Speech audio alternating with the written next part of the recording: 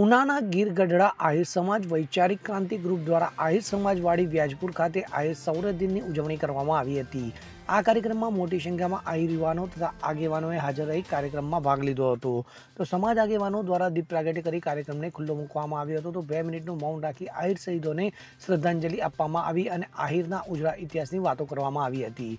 તો દુનિયાના ઇતિહાસમાં બનેલી સૌથી ભીષણ યુદ્ધ પૈકીના 18 નવેમ્બર 1962ના એક યુદ્ધમાં ચીને લદ્દાખની ચુંચુલ ઘાટી પાસે અડધી રાત્રે ભારત ઉપર અચાનક આક્રમણ કર્યું હતું।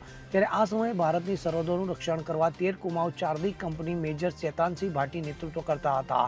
તો આ ચારદી કંપનીના સૈનિકો પૈકી 114 જેટલા આહિર સૈનિકો હતા, જેઓએ 2000થી વધુ ચીની સૈનિકોને ઠાર કરી દેશ માટે શહીદી વહારી હતી।